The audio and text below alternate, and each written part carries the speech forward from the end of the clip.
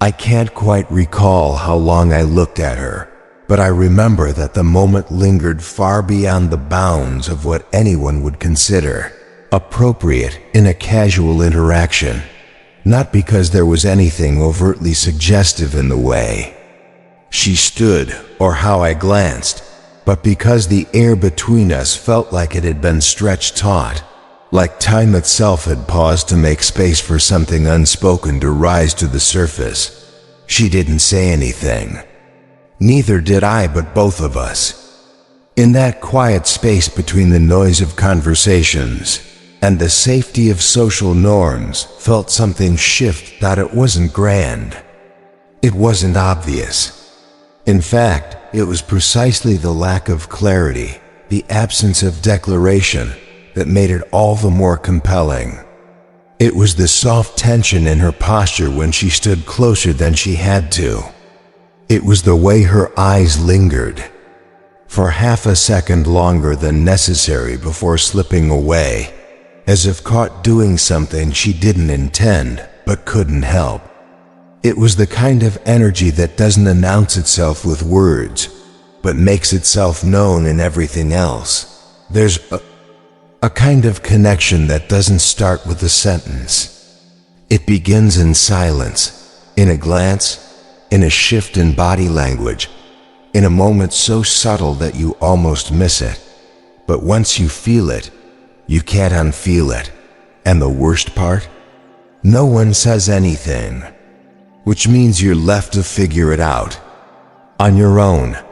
Unspoken attraction is one of the most dangerous forces a man can encounter, not because it demands anything, but because it offers everything and nothing at the same time.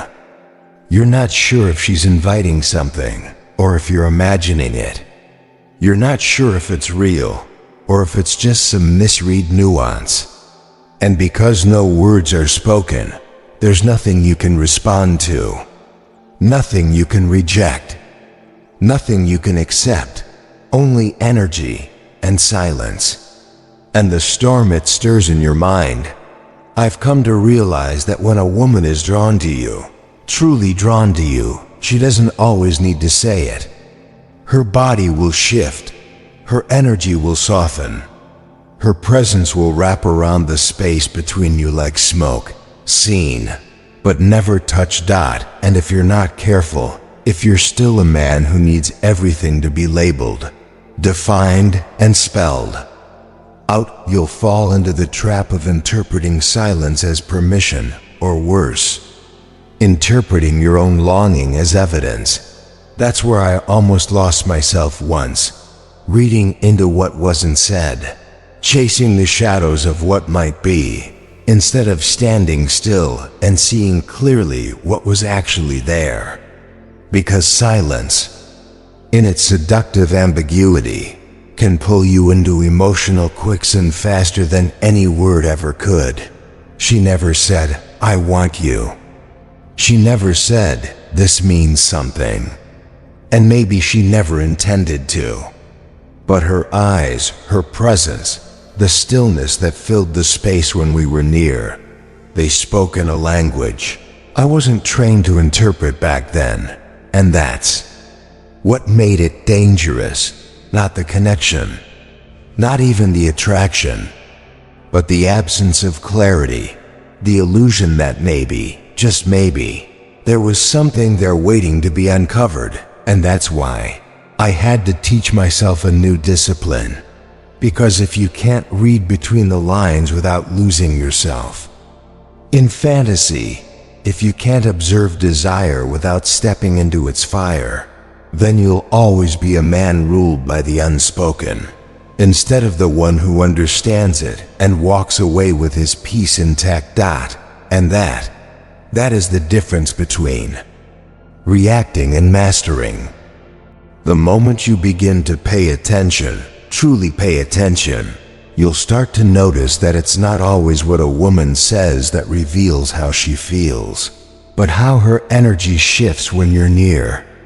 And once you've tasted the weight of silence, you become hypersensitive to every ripple beneath the surface.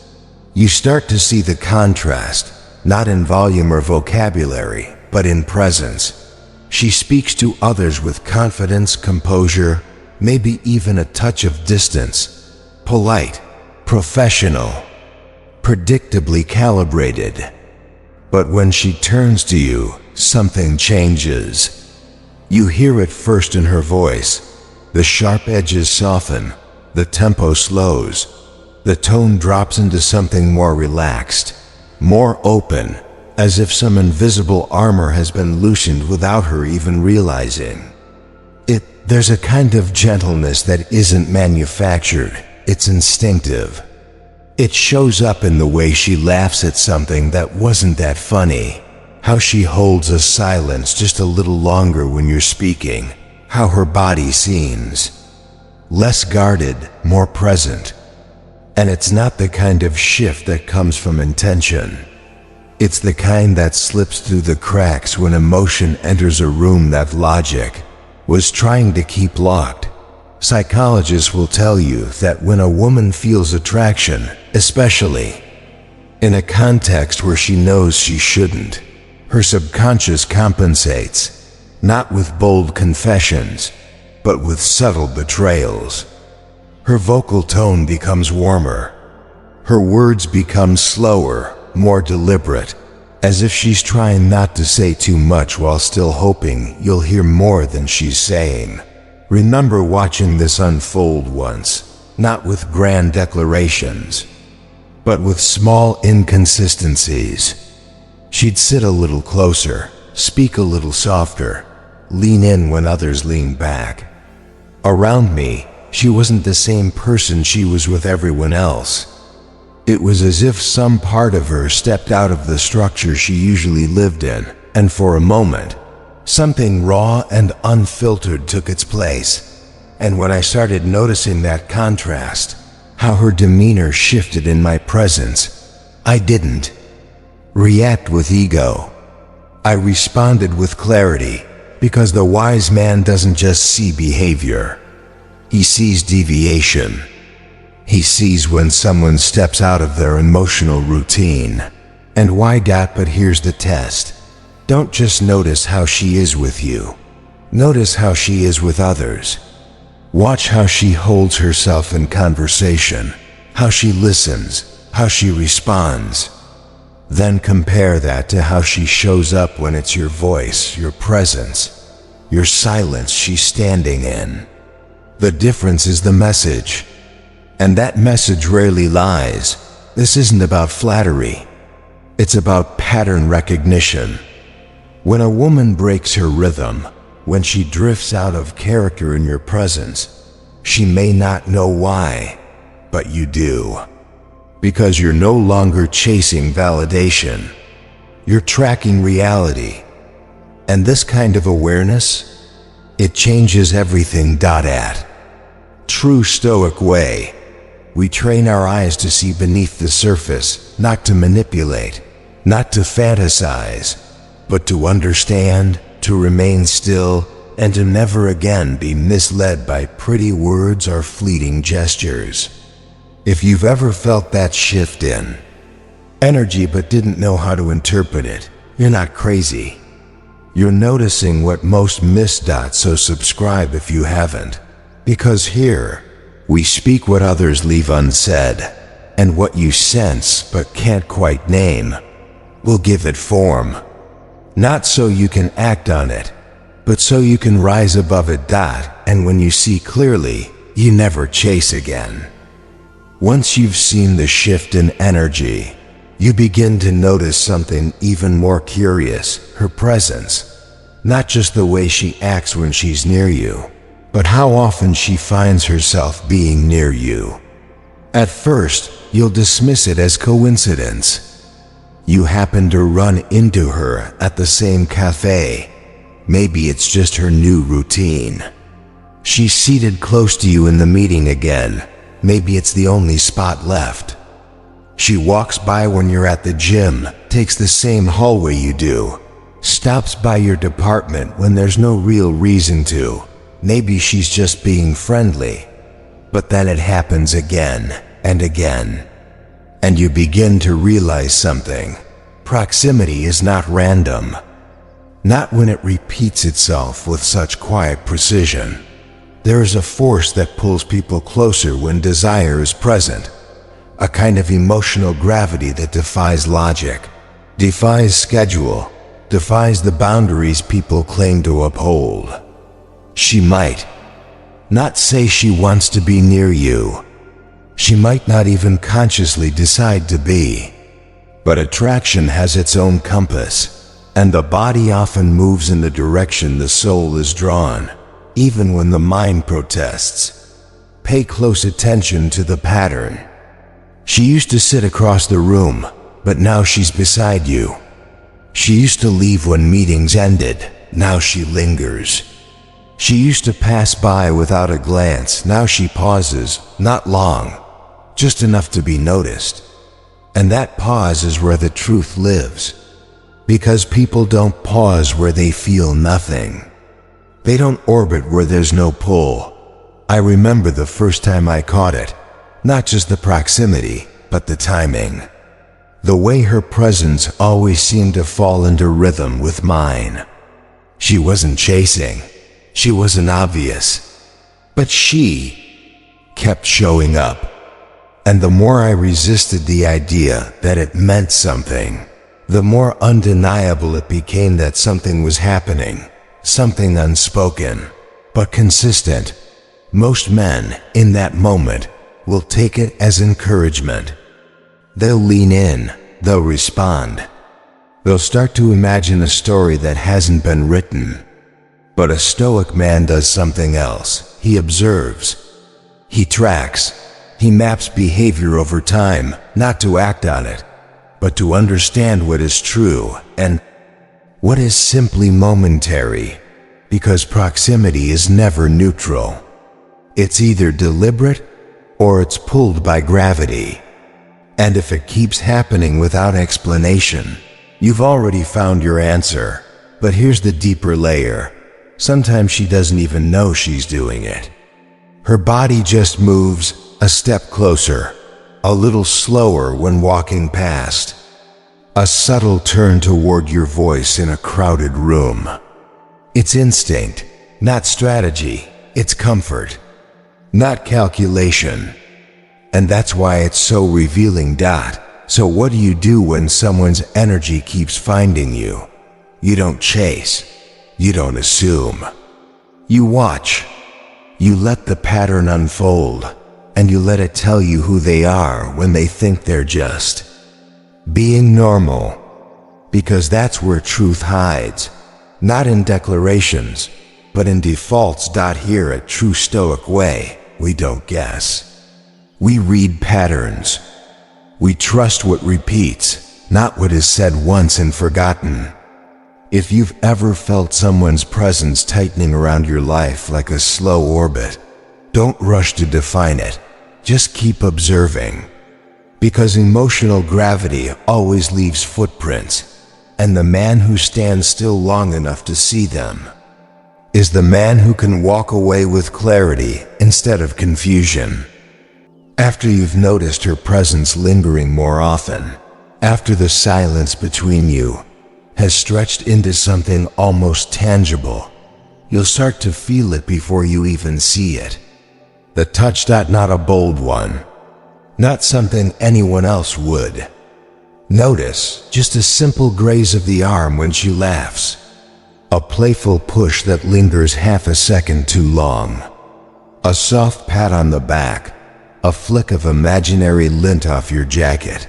A brush of fingers as she hands you something she didn't need to hand you. Each one small enough to ignore, but added together, they say more than any words you ever dare speak. That's how it begins. Tiny, forgettable moments, but they don't feel forgettable. Not to you, not to your body, because your body remembers what your mind tries to rationalize. In the world of biology, there's no such thing as an innocent touch, not when oxytocin enters the equation. This hormone, often called the bonding chemical, floods the brain during even brief physical contact. It creates a sense of connection, safety, warmth, even if the contact is fleeting. And dopamine, the anticipation chemical, kicks in not when you're touched, but when you wonder if you might be touched again. And she knows this, maybe not consciously, but her body knows it. Her instincts know it. Touch is the oldest language in the world, older than speech, deeper than eye contact, more primal than poetry. And when a woman begins to use it in subtle, precise ways, not in public display, not in overt affection, but in controlled, quiet moments, you are not being touched by accident. You are being tested, because for many women, touch is a litmus test, a way to measure not only your physical response, but your emotional safety. Will you flinch? Will you tense up? Will you lean in too much? Will you stay neutral, grounded, unbothered? The way you respond tells her more than you think, not just about your interest, but about your control. And here's the paradox. The more you chase those touches, the more they retreat. But the more still you become, the more freely they arrive. I remember one moment vividly. We were standing in a hallway after a long meeting, just the two of us left. As she laughed at something I said, she reached forward, not dramatically, just a soft tap on my wrist, and something in the room shifted. It wasn't about the touch itself. It was about what it represented. Permission, curiosity, a challenge. I didn't answer with my hands. I answered with stillness. And that silence spoke volumes, because the Stoic response to emotional signaling is not to mirror it blindly, it's to recognize it without becoming a prisoner to it. That touch is not always an invitation. Sometimes it's a question disguised as comfort. And the man who doesn't need to react to every contact is the man who understands when it's safe to stay still, and when silence becomes power. A true Stoic way, we don't chase touch. We read it, we decode it. We ask, what is this moment trying to tell me?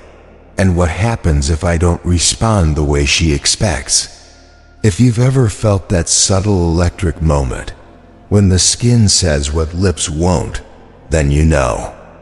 The body never lies.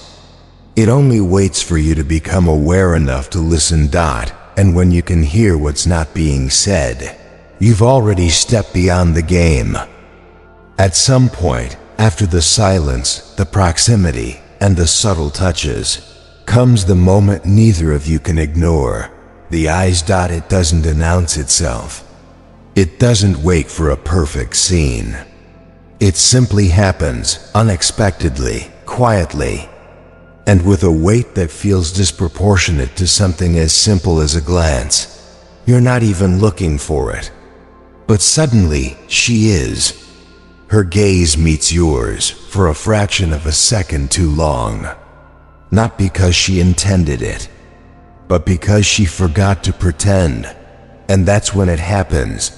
The unmistakable tension of two eyes meeting, not by chance but by something else, something older than words, something harder to fake. She holds it just long enough to be felt. Then she looks away, not because she's bored, not because she's disinterested, but because she got caught. And maybe the next time, she doesn't look away at all.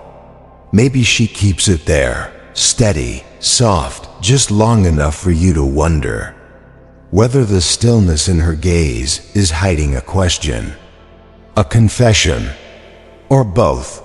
Most men think eye contact is just politeness, a sign of confidence or interest or friendliness.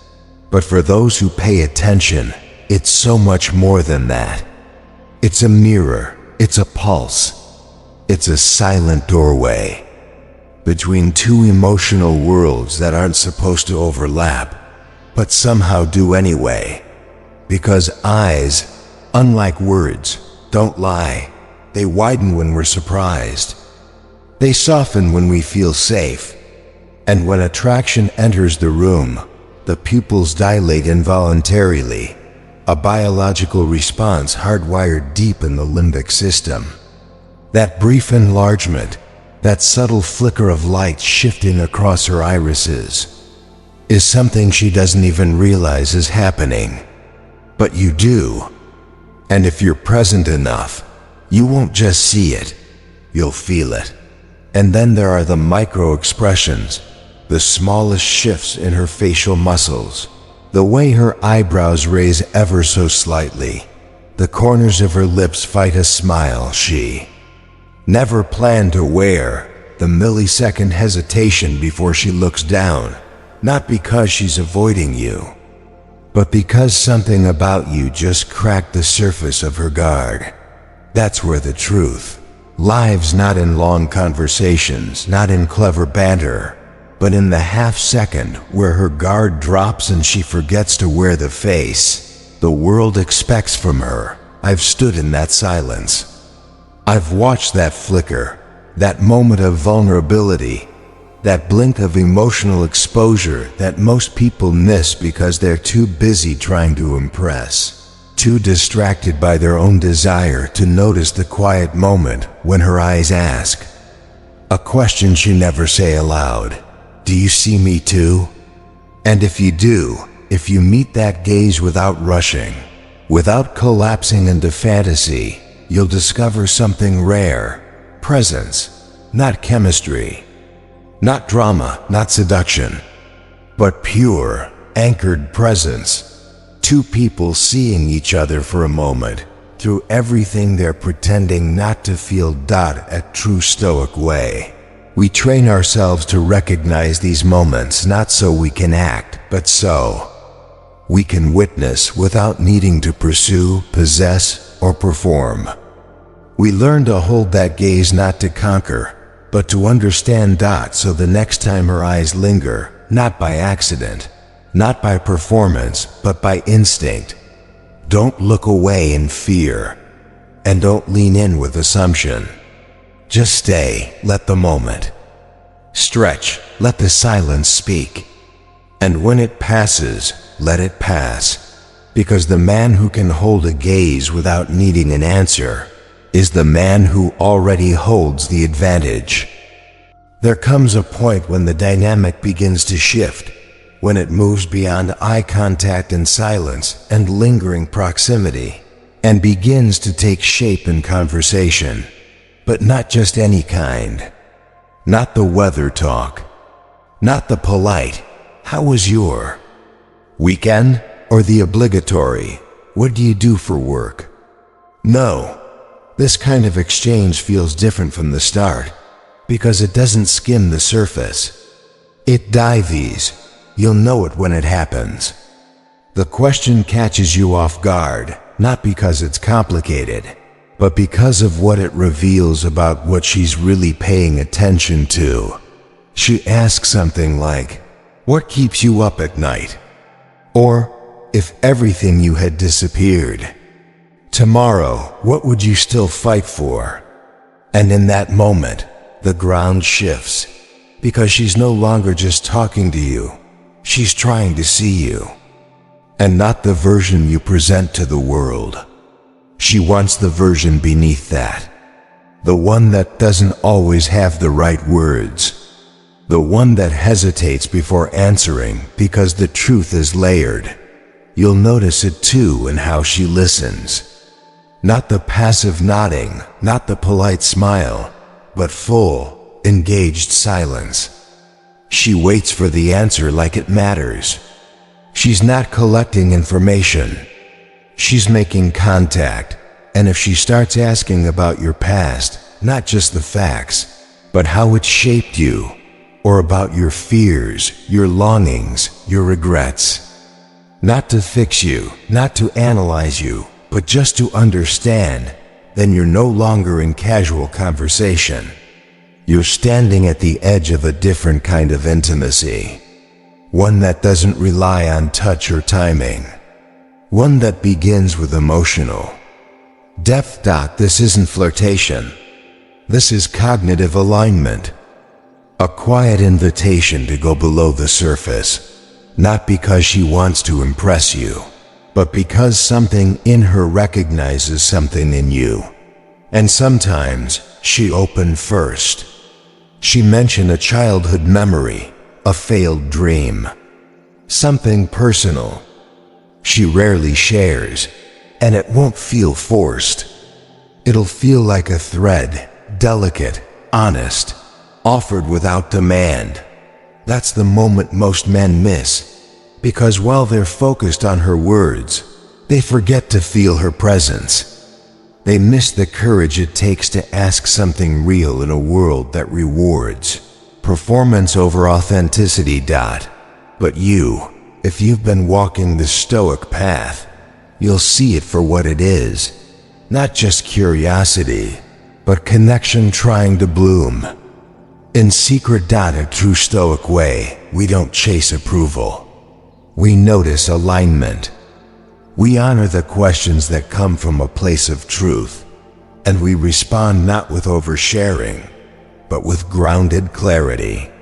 Because you don't need to expose your entire soul to be seen, but you do need to show up real enough that someone asking a real question knows she's asking the right man.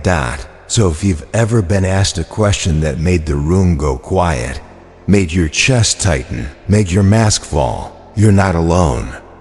You were being seen. And if you want to keep training your mind to recognize these rare signals and learn how to respond with power, not impulse, subscribe to True Stoic Way, because there's another kind of strength, the kind that answers gently, not because it's afraid, but because it no longer needs to prove anything.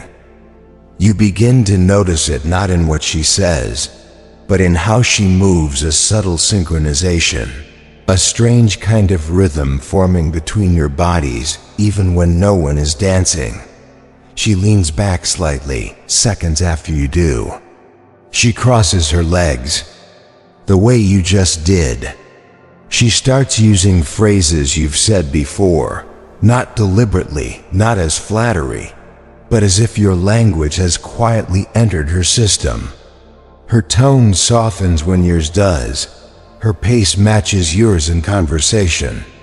Her laughter, even, seems to find the same cadence as your smile. At first, you might write it off as coincidence, or worse, as imitation. But what you're witnessing is something far deeper.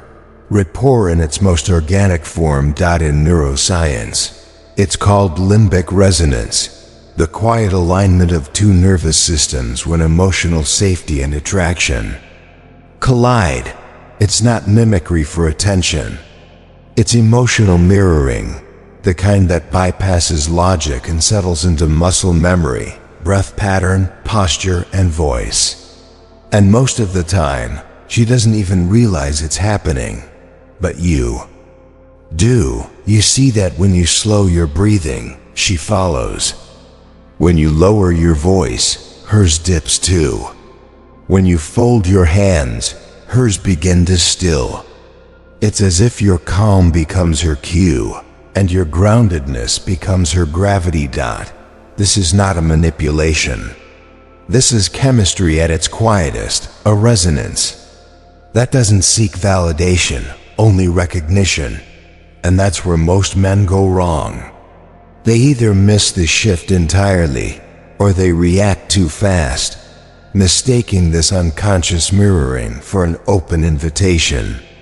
But if you're watching through the lens of presence, not ego, you'll treat it for what it truly is, a signal. Because when a woman's body begins to reflect your state, you're no longer just being seen. You're being felt. And that's the moment you stop reacting and start observing. You notice where the alignment begins, where it strengthens, And more importantly, whether it holds when the room changes, when other people join, when the tempo of life speeds up again. Because rapport built on truth stays. Rapport born from performance fades. A true Stoic way. We train our awareness not just to sense what's happening around us, but to remain sovereign within it. We study human behavior not to control others, but to master the one thing we can, our own nervous system, our own presence, our own response. So if you ever feel like someone is mirroring you, not with calculation, but with quiet unconscious rhythm, don't get flattered. Get focused. Because the man who recognizes reflection without becoming reactive is the man who commands the moment, not the one pulled by it. There comes a moment, subtle, quiet, almost dismissible, when you mention another woman's name and something shifts. Her eyes flicker, just for a second. Her voice lowers, tightens, hesitates before continuing. Maybe she laughs, but the sound is hollow, like a smile borrowed from someone else's face. She plays it off, of course. She changes the subject. She teases something like, she must be special. And you know, that wasn't curiosity. That was friction. This is jealousy without confession. The kind that doesn't announce itself, because announcing it would break the illusion of indifference she's worked so hard to maintain. But energy doesn't lie. What you're witnessing is the conflict between what she wants to feel and what she knows she's supposed to feel, a psychological tension called emotional dissonance. And when that tension rises high enough, it leaks through tone, through timing, through restraint that suddenly becomes too tight to hold. She's not upset because you're with someone else. She's upset because someone else has access to the part of you she's been circling quietly, without permission, without clarity. And now the image she's built of control, of composure, of detachment, begins to fracture. This isn't the kind of jealousy that demands answers. It's the kind that retreats before it even admits it was there. And that's why it's so easy to miss, unless you're fully present. So you pay attention to the pause between her words, to the smile that doesn't quite reach your eyes, to the sudden silence that falls when the name is spoken, not to manipulate, not to provoke, but to understand. Because this kind of jealousy isn't about ownership. It's about realization that someone else might see you the way she does, and that she can no longer pretend it doesn't matter. A true Stoic way. We don't weaponize that knowledge.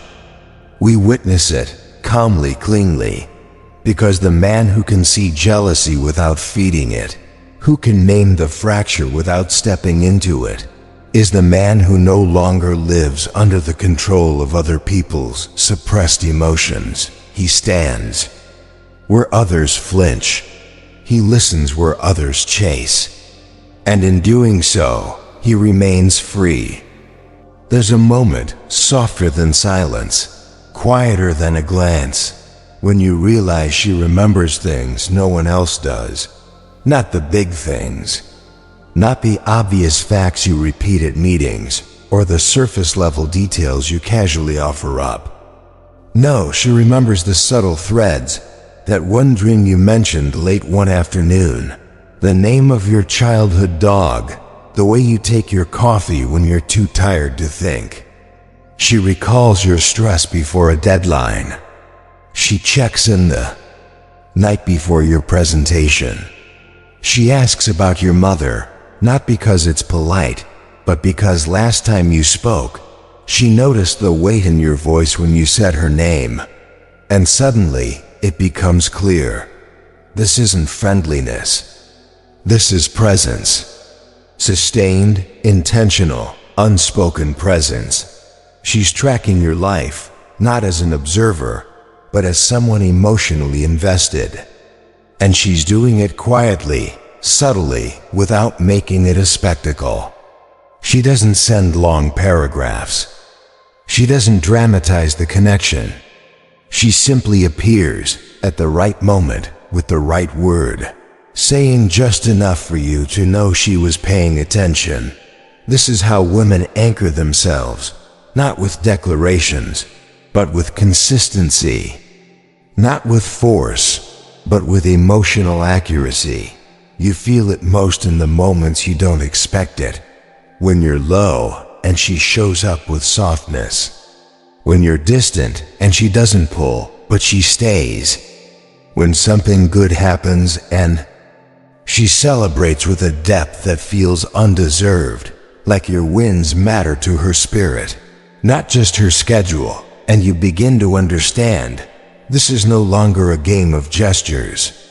This is something else entirely. She's not just talking to you. She's giving you a piece of her internal world, cautiously, selectively, but deliberately. And when a woman starts to give you herself, not physically, but emotionally, you don't need to ask if she feels something. You'll feel it in the way she waits for your answers. In the way she listens when the room is loud. In the way she mirrors your worries not with solutions, but with space. And when that happens, the question isn't does she care? The question becomes, can you hold it without needing to name it? Because at true Stoic way, we don't confuse emotional access with obligation. We don't mistake her investment for a debt to repay. We see it, we honor it, and we remain grounded in clarity, not swept away by meaning she can't say aloud. So if you've ever felt a woman care too deeply for something that has no label, know this: she's already handed you a part of herself. What you do with it defines what kind of man you really are. It starts small. A message out of nowhere. This made me think of you. Attached to a meme only the two of you would understand. A random question about that one place you mentioned visiting months ago. A short check-in. Did you ever figure out that thing with your car? No context, no necessity. Just contact, and that's the point. She's not texting because she needs something. She's texting because the silence feels too far. Because letting the thread go cold would feel like admitting there was never anything there to begin with. And she knows, even if she won't say it, that there was something. Maybe still is. These aren't casual check-ins. They're tiny acts of emotional maintenance. A way of saying I haven't forgotten, without having to say I miss you. Sometimes it's disguised in humor.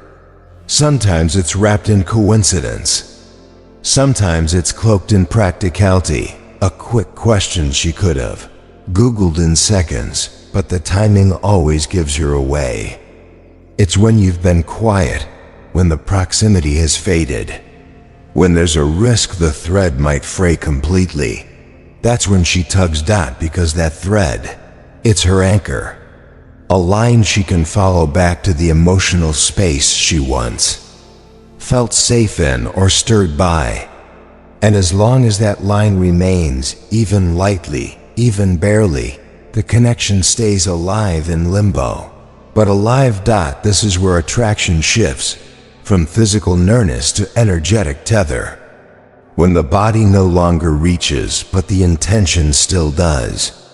When communication becomes less about content and more about presence. And if you're still enough, grounded enough, you'll feel the truth underneath every seemingly casual ping.